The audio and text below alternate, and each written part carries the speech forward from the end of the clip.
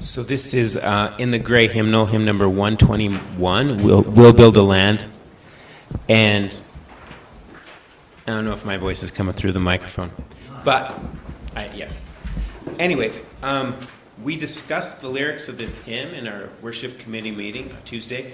And if you look over at the second page, at the chorus of the hymn, which is the second line down, do you see where that is? You'll see that the text reads, "Come build a land where sisters and brothers," and for the sake of inclusivity, we will sing "people together," people together, instead of sisters and brothers in that spot. And if you need help, just listen to the choir. That's all you get.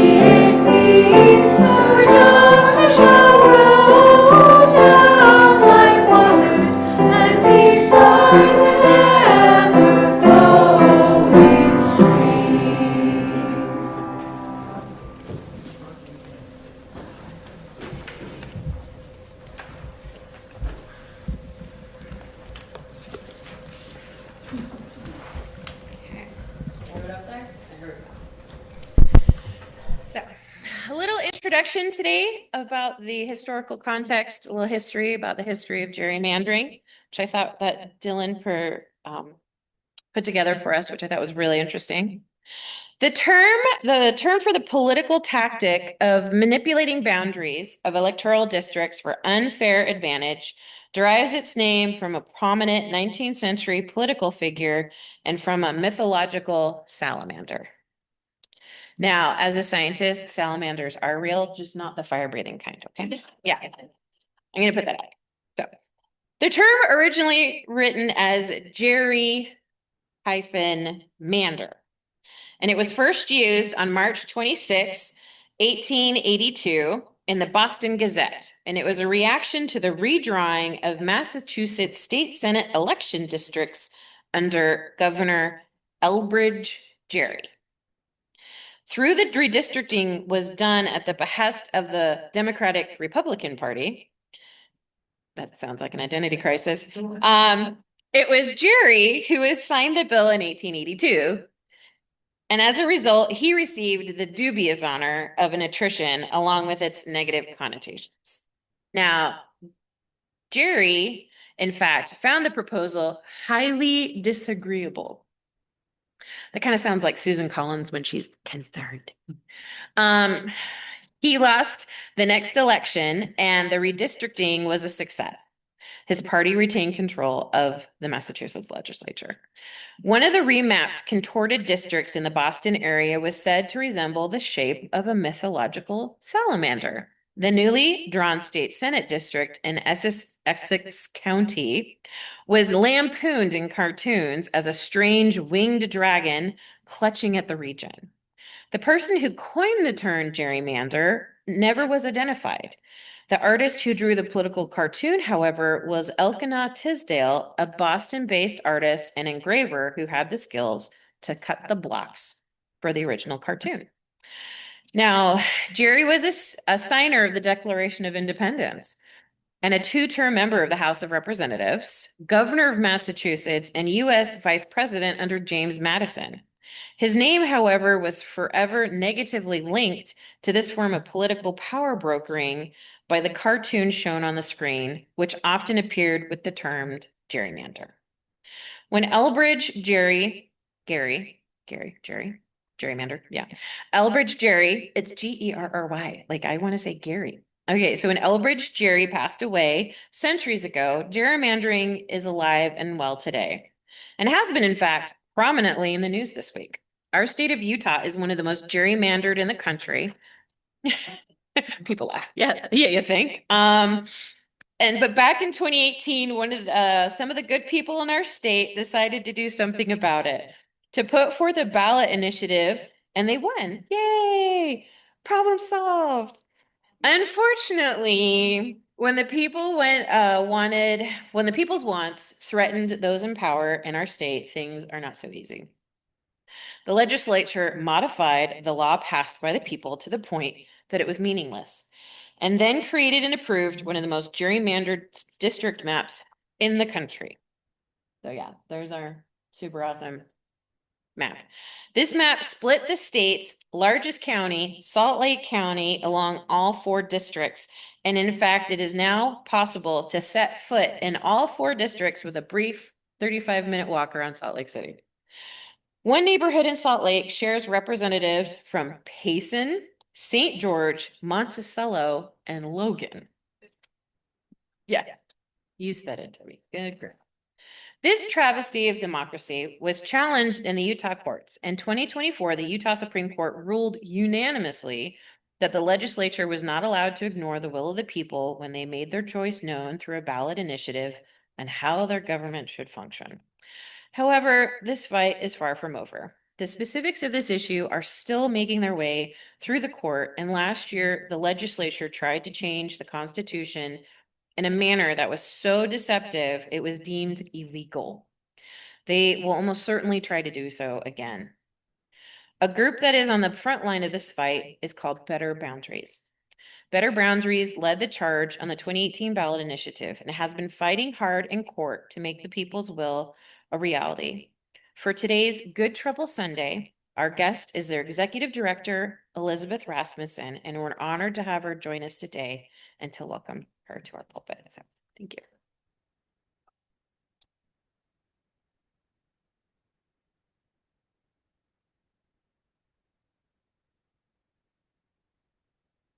Thank you so much for having me today and for the invitation to speak. Dylan has been a close supporter and friend of the organization, so really glad that he reached out to us.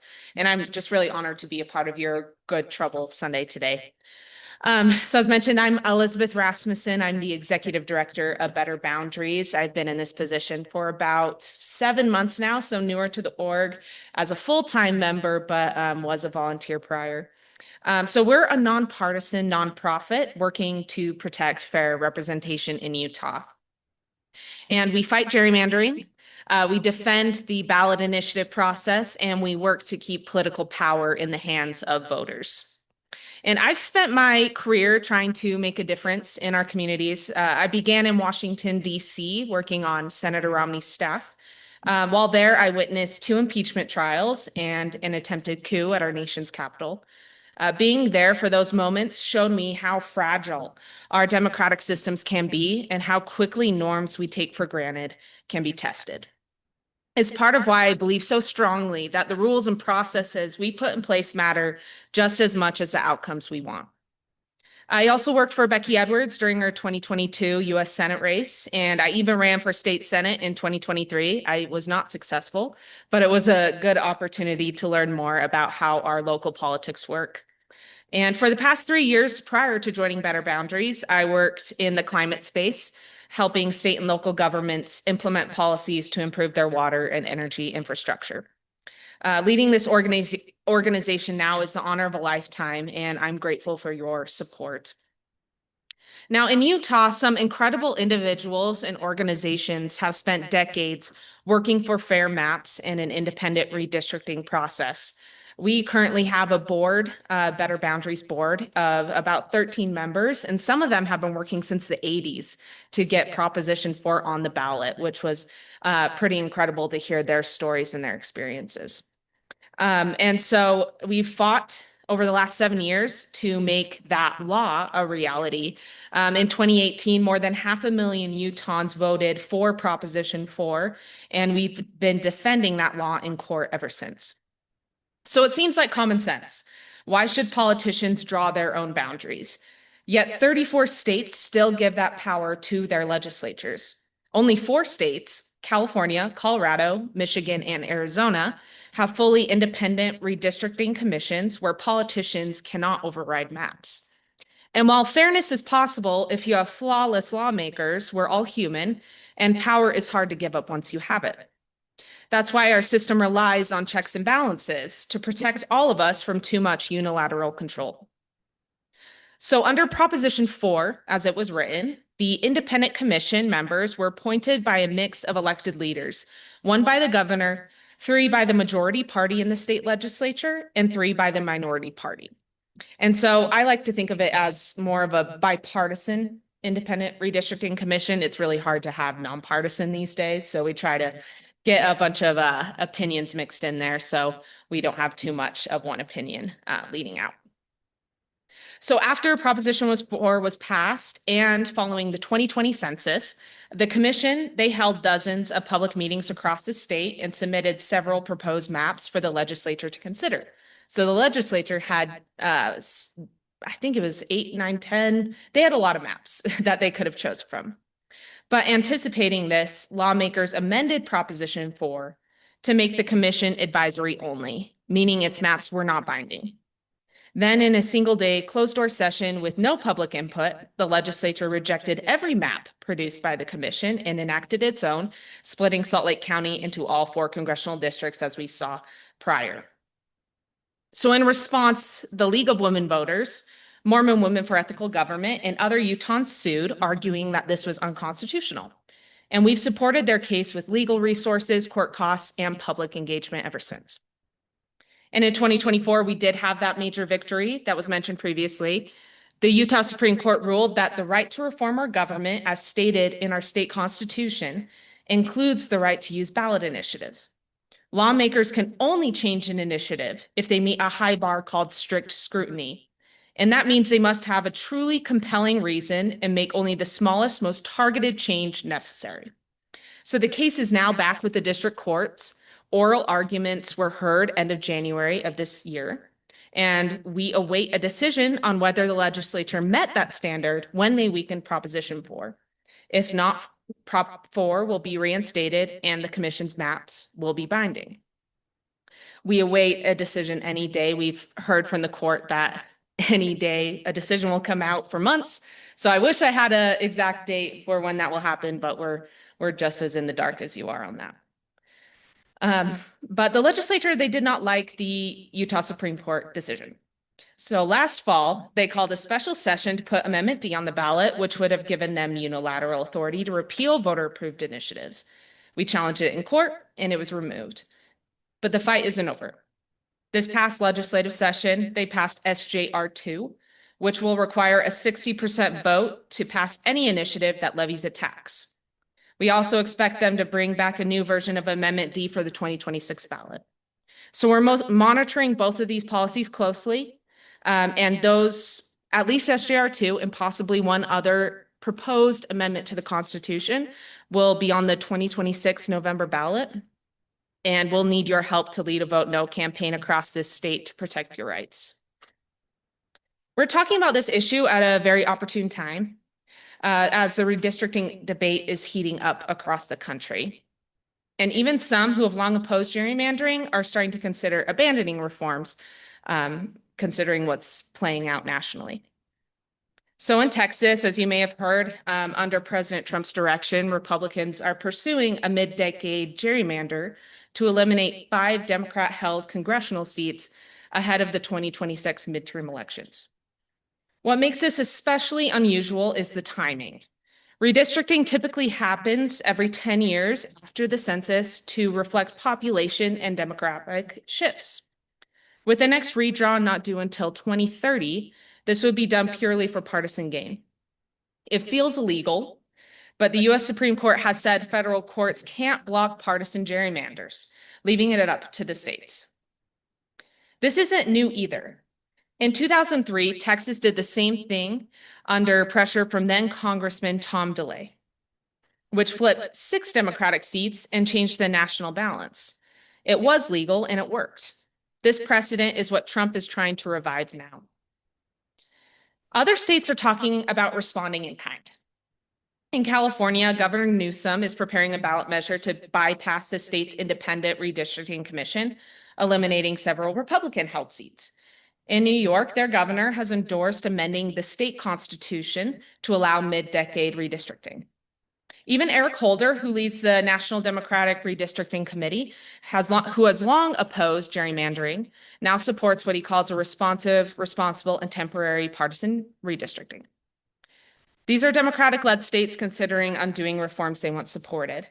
And that may feel like standing up or leveling the field, but if states that led reform start walking it back, it signals to legislatures elsewhere, including here in Utah, that independent processes are optional, and that undermines trust and makes our work harder. Suspending fairness, even temporarily, is risky. It erodes trust and accountability the public deserves. I learned this in a very real way during my time working for Senator Romney. During President Trump's first impeachment trial, I saw up close what it means to do the right thing even when it costs you something. When the senator voted to convict, he knew he would be standing almost entirely alone. He knew it wouldn't change the outcome, and he knew that it would anger his party, his base, and even some of his own staff. But he also knew that history would remember who stood up and who stayed quiet. His vote didn't remove the president, but it said something clear to his children and grandchildren and others. I did my duty even when it was hard. There's a parallel here. In redistricting, the temptation to abandon reforms and fight fire with fire is strong. I understand that impulse. I've seen firsthand how games are played for power. Members of Congress tell themselves they'll play along with Trump or the party machine just long enough to gain influence, and then they'll do the right thing. But when does that moment come? When do you stop playing and start leading? And when do you cross the line and become the thing you once opposed? Redistricting is about control. It decides who holds power and who doesn't. It decides whether future voters deserve a voice, and it forces us to ask whether we believe our long-term future is built on principle or just better tactics. I believe in the long game, but not at the expense of what's right. Policy matters, court wins matter, but so does how we get there. Romney knew that, I saw it, and I try to carry that same commitment in this fight. Here in Utah, we're still waiting to see if Prop 4 will be fully restored. If other states show it's acceptable to bypass independent systems when it's politically convenient, it could embolden Utah lawmakers to do the same. and we can't afford to send that message today. That's why Better Boundaries will continue to call out partisan gerrymandering no matter who does it or why. So now more than ever, we need your help to keep this movement going. And you can get involved today by staying alert for legislative changes like SGR2 and joining us in opposing them. Talking with friends and neighbors about why fair processes matter. Supporting efforts to stop attacks on independent systems that keep political power in check. And signing up for updates. You can find us at betterboundaries.org or on social media at BB4FORUT. Gerrymandering works in the shadows. It relies on people giving up. But Utahns didn't give up in 2018, and we won't now. When enough people push back, when we make good trouble, things change. Thank you so much for inviting me here today, for being engaged in your community, and I am happy to answer any questions you have. Thank you. Yeah, I can say it. Yeah, raise your hand. Yes, right there in the front. Yes, yeah, you're right there. Yeah, hi. So you feel, I really love your message about the process is as important as the results. I Mhm. think that's really important for every one of us to remember. How confident you feel, you seem very enthusiastic, and I want to believe that, right will prevail. How do you feel about that? I mean, it feels like the Utah legislature, it's really an uphill battle. I've been here in Utah and I was gone for 23 years. So I'm still kind of figuring out what is going on, and I've paid more attention to national politics than some of the local ones, but I need to get involved with the local politics. And it feels like with the legislature, every time I hear something, they're doing something that doesn't feel right. And what do we do about that? In addition to supporting what you're doing? I don't know, that's kind of a meandering question without a direct question.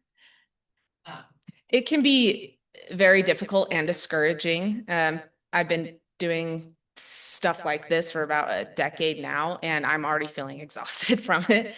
But the legislature, what's great about the state legislature is that it's closer to us than federal. Federal can feel really discouraging. There's a lot of moving parts. It's so far away, but we can do a lot of positive work here. I mean, even now we're seeing Stuart Adams in the news calls for resignation, and we have events lined up this week in his home district, which is not too far from here, to hold him accountable. So we're doing a lot of accountability work, and we've seen that work in the past. We have some relationships with legislators on the Hill that have allowed you to keep some of your rights. They wanted to take away vote by mail this last session, and they made it harder. I'm not going to discount that, but we were able to at least keep it. And we're working now to try to even make it more accessible. And so there are ways that you can do it. It's just being plugged into your community organizations like Better Boundaries. We work closely with other ones like Better Utah is a great one I'd consider you looking into. They hold a lot of events and have a lot of sway. And so staying engaged in that way, that you can make a difference, and we're seeing movement there.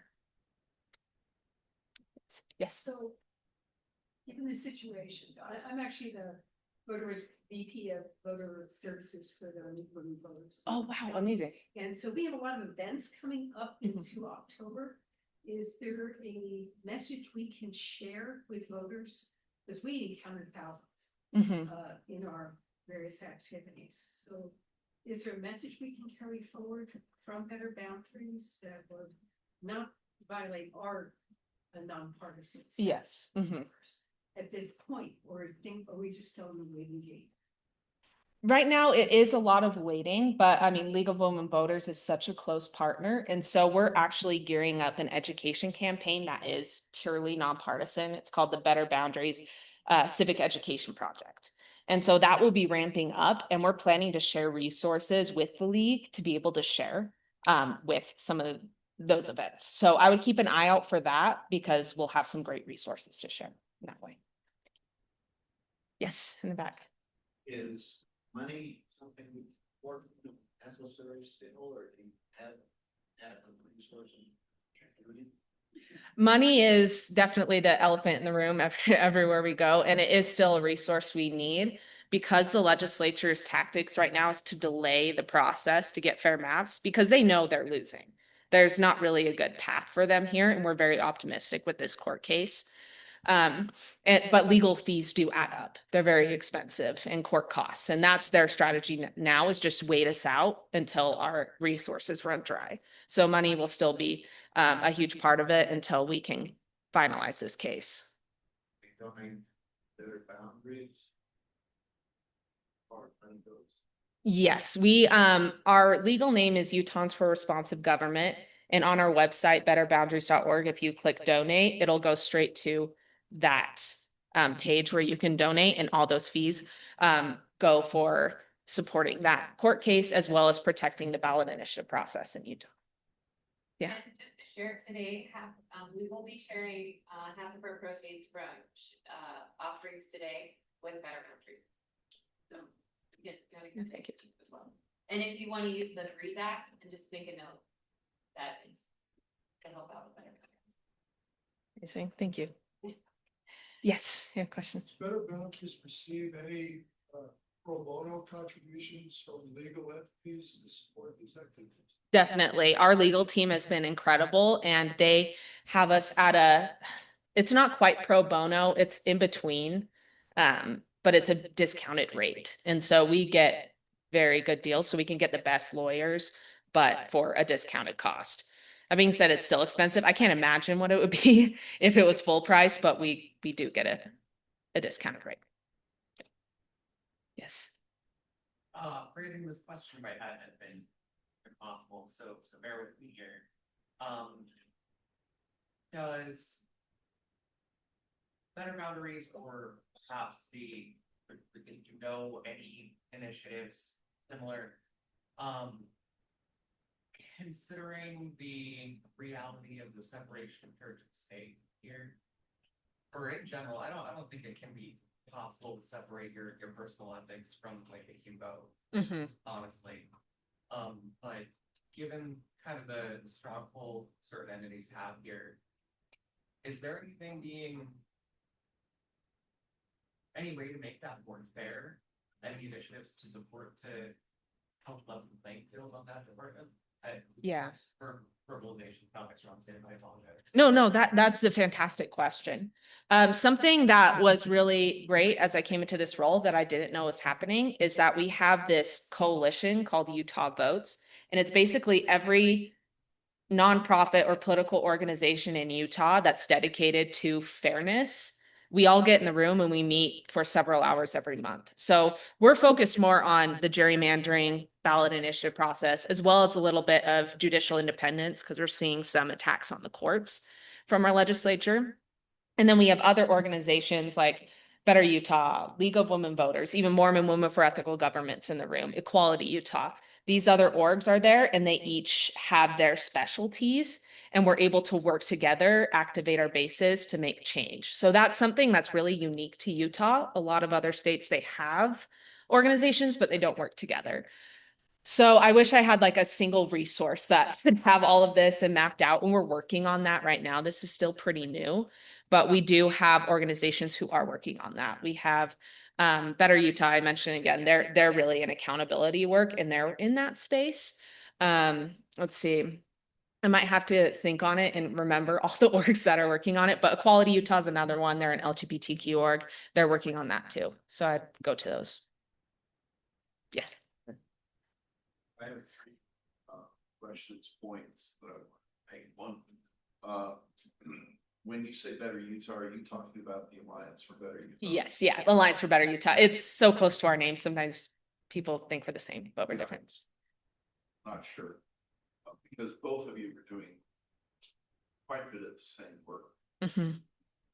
So I'm hoping you're supporting each other. Yeah, we're actually holding an event, 2 events this week together. One's on Wednesday in Davis County, and the other is on Thursday in Salt Lake. And it's more about the Stuart Adams things going on. So they're focused a lot on the accountability work, keeping our members of the Utah legislature accountable. And sometimes that overlaps with what we do. So we're great partners. Okay, second, do you know why the Supreme Court is lollygagging around this decision? No brainer. I don't know. I ask for updates all the time, almost every day. I'm texting our legal team. In full transparency, they said about 6 weeks ago, we'll get a decision to you in 2 weeks.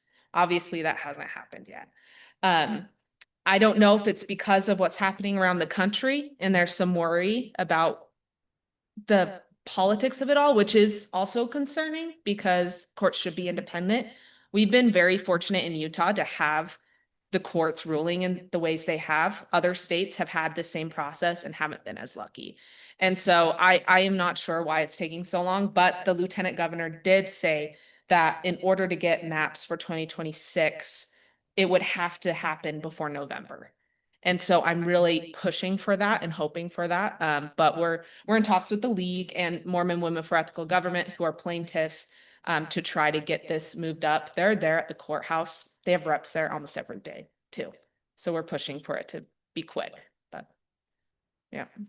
Okay, point 3, probably I should leave Karen, but I'll do it anyway. Last question, by the way. What? Last question, by the way. Last one. Yeah, thank you. This is not a question. This is to remind everybody that ballots have dropped in the mail. So you all should have the opportunity to vote if you're in any municipality or district where there is a primary. So far, voting has been abysmal, like 10 to 12%, which means in some districts, this is going to be decided by 20, maybe 30 people. So it's incredibly important to vote. And 3, vote 411.org will give you an incredible amount of information from candidate statements to answers on questionnaires. So if you don't know who to vote for, just go to vote 411. You will stop there. I second that. Yeah. Yeah. And I think that if you still have your ballot, please go to vote411.org. Just put in your address. It'll come up with the races where you live, and then you can compare the candidates side by side. We've sent them to the League of Women Voters. We sent them questionnaires, held their feet to the fire on issues. So it's been very interesting to look at that. And you have to have your ballot in by election day, so the most expedient thing to do is go to the drop boxes, which are located in front of every library, every city hall, the Weaver State in the Union Building, and at the Weaver Center, at the Weaver County Center, 24th in Washington. You can also vote on election day at the Weaver Center down in the basement. John and I will both be there as poll workers, and that's from 7 a.m. to 8 p.m. So there's really no excuse not to get your ballot in. And please, because we hate the fact that a handful of people make decisions for all of us. Mm-hmm. And sorry for the commercial. No, that's a fantastic way to close it up too. And also they did pass a law where it can't just be postmarked by election day. So I just emphasize it has to be received by then. So ballot drop boxes are the best way. And a lot of the members of the legislature come from these municipal elections too later. So if you want to change the legislature, vote in municipals. But yeah, I'll let you go. Yeah, thank you. Thank you so much.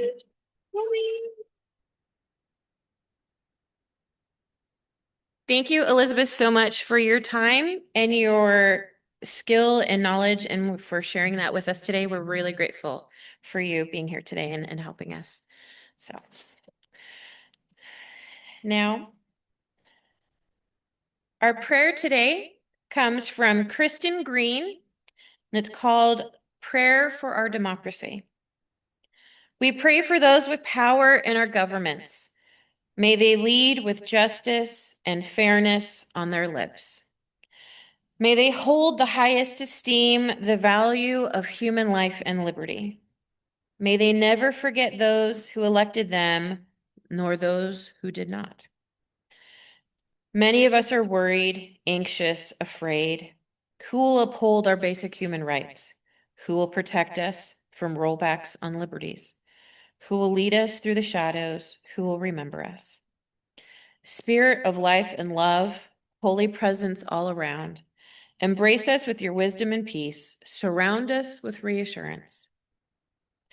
Fill our hearts with purpose. Empower us to do what is right. May our hearts be expanded at the time as the time comes for us to comfort each other. May our minds be charged with creativity as we find our way forward. May our bodies remain well so we can travel to our state capitals or the line at the abortion clinic to escort someone to safety. May our spirits be guided by our values. May our lives speak, be they gentle and angry or loud and clear. May we remain united in our mission as people of faith to connect deeply, grow together, and serve one another. Maybe so. As we continue our collective prayer today, we will do so by coming forward to engage in our weekly ritual of candles and stones. As you light a candle, let it hold your hopes, memories, and gratitudes for this beautiful, complicated world and for our lives. And as you drop a stone in our sacred gathered waters, may it be an opportunity to imagine those burdens and quests for forgiveness held in a community that will let that stone land with care and attention. Please come forward.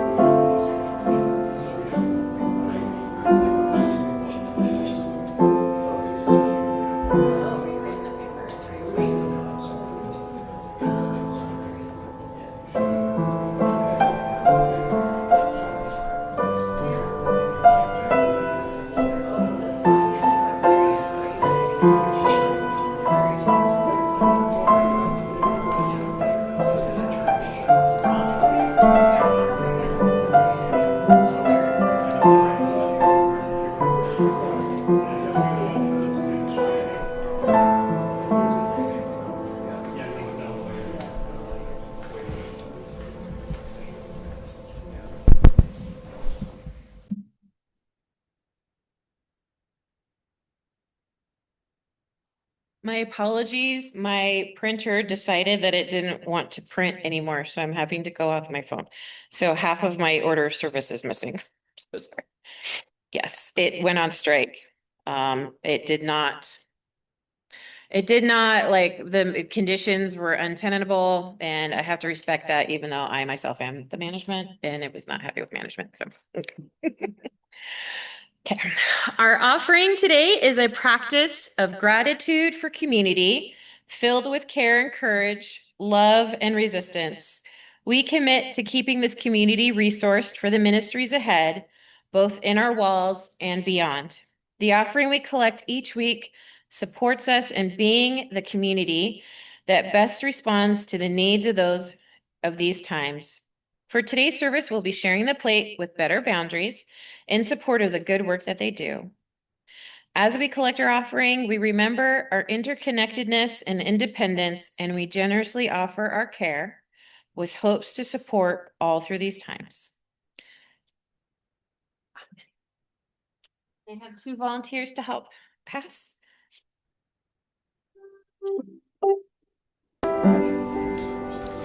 And we can also accept offerings on the Breeze app as well.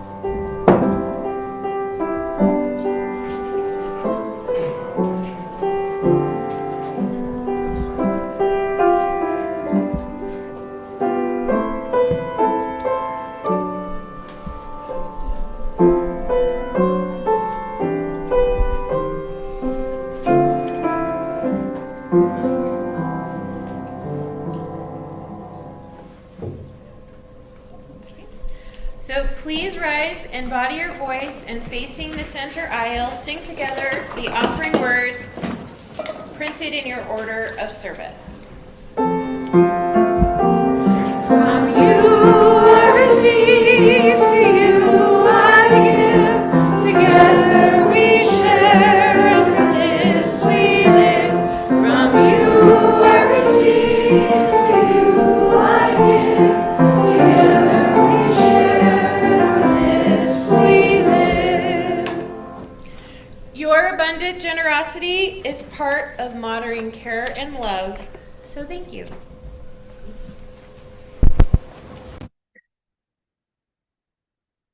A few announcements.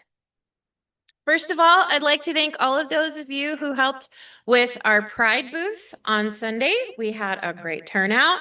Wanted to thank Lisa and Debbie and John and Karen and Ash as well. Ash was awesome. And Miriam, I especially thank our introverts who had to talk to people.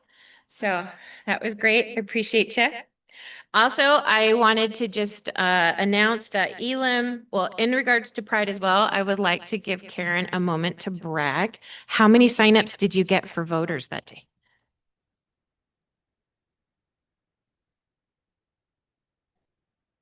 Yeah, but still 31. So nothing to sneeze at. So yeah, it's a good job. Thank you. Now, changing directions. Elam Lutheran is hosting a jazz vespers featuring the Mark Cheney Trio on Wednesday evening, August 20th. And it's going to be at 5:30, and admission is free, but they will accept a Goodwill donation. And there will be light refreshments served afterwards. So that's fun. So cheap date opportunity. There you go. All right. And then now we will have our closing hymn, 10:14. Oh, yeah. One more. Yeah. Oh, yeah. Go for it. Yeah. So our Girl Scout troop, which we host in partnership with First Presbyterian, is entering its 3rd year in September. Can't you believe it? And we have a new leader coming from First Presbyterian, so we're very excited about that. We are down 3 girls. However, we've had a couple girls move away and one drop out. And so we have room for 3 more girls. So we are now 2nd through 5th grade troop. And so if you have children or grandchildren or nieces or nephews or neighbors or anything, we meet twice a month, just right over here in the Christian Education Building, and from 6 to 7 p.m. on Wednesdays. So please let me or Debbie's another one of our leaders know if you have someone that's interested and we can get them all arranged. Thank you.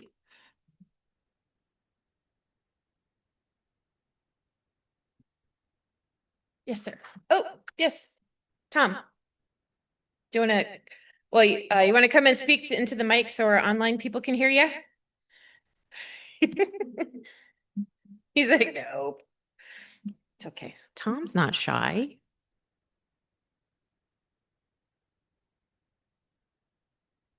Um, 2 weeks ago, I shared a film, and thank you. And I just want to thank Joseph. He was in Taiwan, but he played the soundtrack. He wrote the soundtrack. And come see him play live at the library next week when I present the film down there in Salt Lake City, Sunday, the 17th, 2 p.m. But it'll be fun. I think Joseph will be the main one on 4th. So Email Miriam and she can put it in the newsletter. yeah, but I just think it'll be so awesome to hear this live. And we're not biased or anything, but we think Joseph is awesome. Anyway, there you go. And we will continue to butter him up like toast so he stays with us. So, there you go. All right, we'll now move on to our hymn 1014.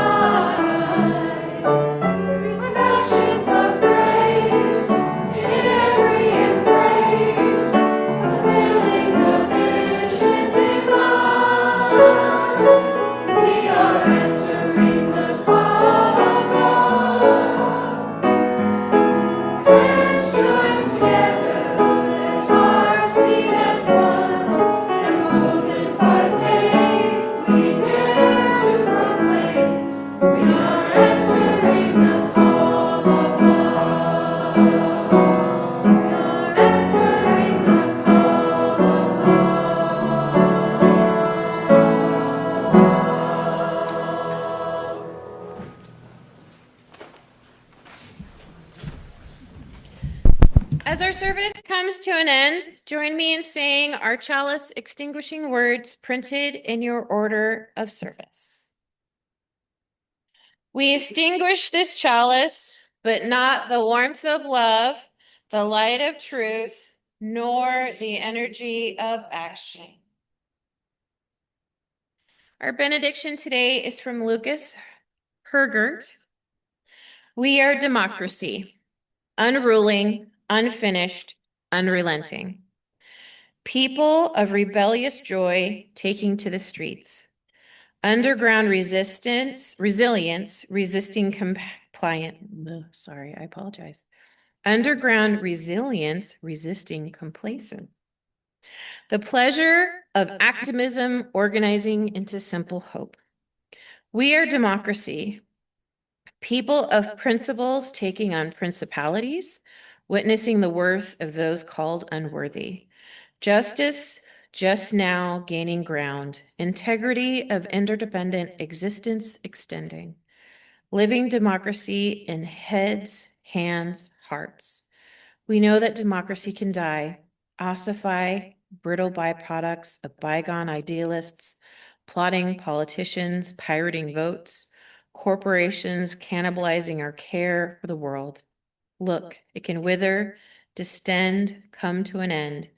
Democracy, today we will love you alive, make you ours, make you thrive, and vote as though our hope is on the line. May it be so.